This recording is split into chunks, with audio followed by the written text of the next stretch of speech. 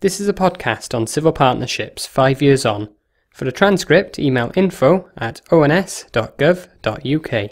The Civil Partnership Act 2004 allowed same-sex couples in the UK to legally register their partnership for the first time.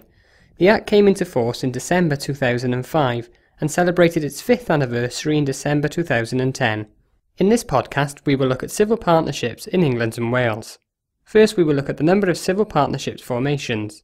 There have been nearly 43,000 civil partnerships formed up to the end of 2010, and if we bring up this pie chart, we can see that 56% were male couples and 44% to female couples. This graph shows the number of civil partnerships formed by male and female same-sex couples in England and Wales between 2005 and 2010. Nearly 2,000 civil partnerships were formed in the last 11 days of 2005, immediately after the Act came into force.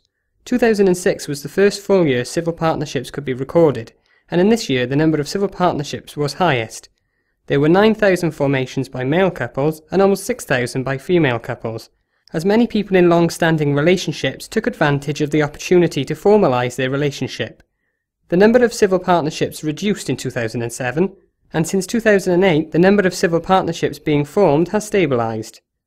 In 2006 there were many more male than female civil partnerships, but since then this difference between the sexes has decreased, and in 2010 there were more female than male partnerships for the first time, with 2,936 female couples forming civil partnerships compared with 2,868 male couples.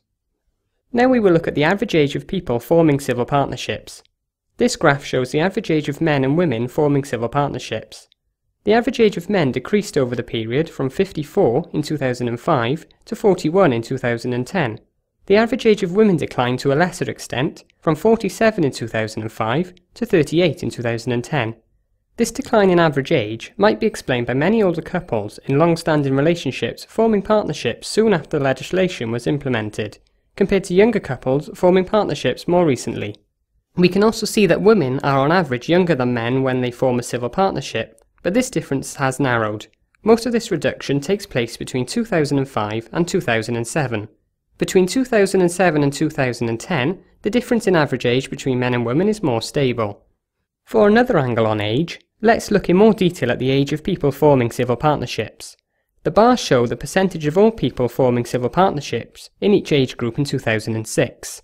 In that year, 21% of people forming civil partnerships were aged 34 or under, and 48% were aged 45 or over. The paler bars show the same percentages for 2010. By 2010, the percentage of people forming civil partnerships who were aged 34 or under had increased to 39%, while the percentage of people who were aged 45 or over had fallen to 29%. The Civil Partnership Act legislates for both the formation of civil partnerships and the dissolution. A dissolution brings a civil partnership to an end, and is equivalent to a divorce for marriage. There were no civil partnerships dissolutions in 2005 or 2006. This graph shows the number of dissolutions to male and female partnerships in England and Wales between 2007 and 2010. In 2007 there were 12 dissolutions to male couples and 28 to female couples. Since then the number of dissolutions each year has steadily increased to 187 male couples and 285 female couples in 2010. This might be expected as the number of civil partnerships increases over time. There will be more couples who could be granted a dissolution. Earlier we saw that more men than women have formed civil partnerships, but the reverse is true for dissolutions. There have been just over 1,000 dissolutions since 2007, of which 62% were to female couples and 38% to male couples.